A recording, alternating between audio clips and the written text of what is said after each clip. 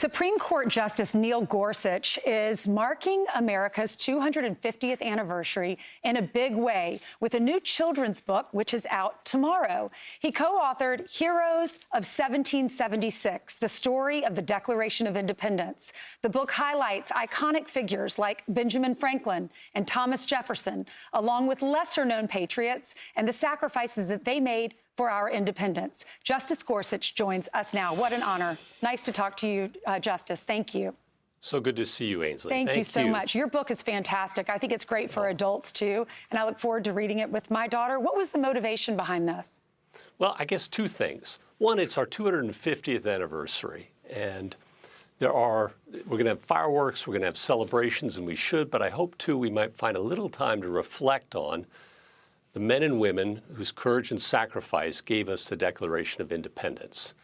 And I've been complaining a lot about the lack of civic education and history, education in our country. And my co-author, Janie Nitze, said, you know, old man, it's time for you to do something about it. She has 3 young children, founded a preschool, and this was a journey and a wonderful journey. I just love how it turned out. Well, let me read an excerpt that was one of our favorites. You write, first, all men are created equal, the rich and the poor, the popular and the unpopular. All are equal in God's eyes and should be equal under law. Second, each person enjoys rights, among them life, liberty, and the pursuit of happiness that are God-given. Those rights are unalienable, beyond the reach of government. Third, to preserve those rights, the people have another right, the right to rule themselves. The government exists to serve the people, not the other way around. I love that you highlight that our rights are actually from God, and our founders knew that. What do you think that our children need to learn about the Constitution and our founders? Well, those 3 great ideas in the Declaration are perfect. And it's a journey to realize them, and it has been throughout our history. But each generation has to recommit themselves to those ideas. You know, we're not a nation founded on a common religion or heritage. We're founded around ideas.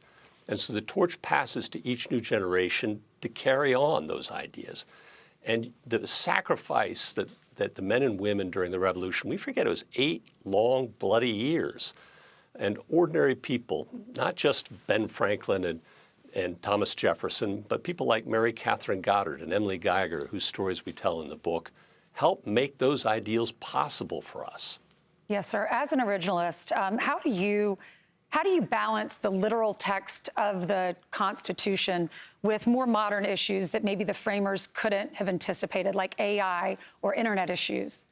Well, you know, one of the things that the framers of the Declaration really wanted was independent judges to interpret and apply the law who were not bound down by politics.